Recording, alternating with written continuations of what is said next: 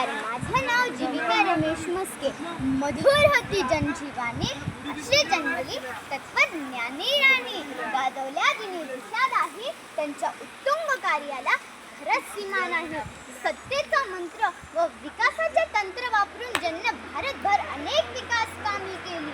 18व्या शतकात ज्या रणरागिणीने स्त्रियांसाठी असलेली चूल आणि मूल ही समाज व्यवस्था झुगारून देत तब्बल 28 वर्ष एका हातात शस्त्र व एका हातात शास्त्र घेऊन प्रजेच्या हिताचा राज्यकारभार केला. अशा या पुण्यश्लोक राजमाता अहिल्याबाई होळकर यांचा जन्म 31 मे 1725 रोजी अहमदनगर जिल्ह्यातील सोंडी या गावी सुशीलाबाई व मानकोजी शिंदे यांच्या पोटी झाला.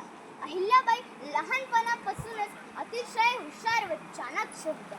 त्या काळी स्त्रियांवर अनेक प्रकारची बंधनं असतानाही अहिल्याबाईंच्या आई वडिलांनी अहिल्याबाईंना शिकण्यास प्रोत्साहन दिले.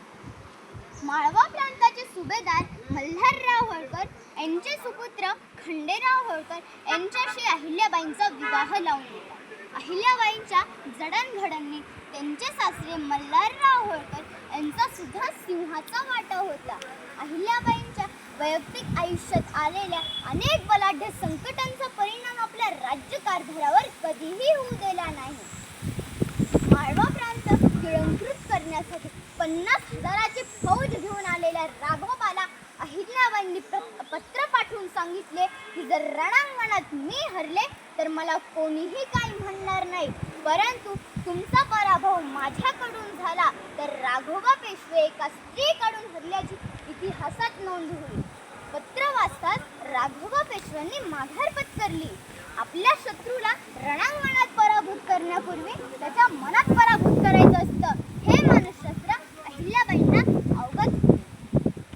आयुष्यात कितीही संकटे आली त्यावर मात कशी करायची याचे मूर्तिमंत उदाहरण म्हणजे अहिल्याबाई. अहिल्याबाईंच्या न्यायदानावरती तर लोकांचा खूप विश्वास होता. त्यांच्या दरबारात मोठेपणा पदाचा नव्हता तर न्यायाचा होता. म्हणूनच तर गरीब माणूसही अहिल्याबाईंच्या नावाने निर्धास्त जीवन जगत होता.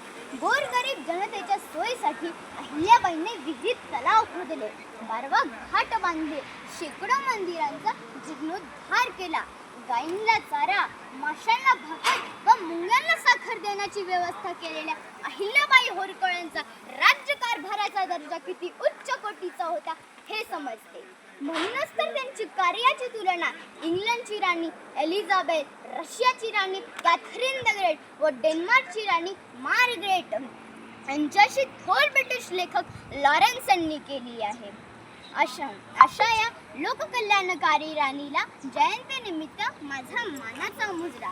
शेवटी मी एवढंच म्हणेन की त्यागालाही वाटाविलास, असा महान त्यांचा त्याग, त्या त्यागानेच निर्माण झाला आम्हा लेकराचा स्वाभिमान.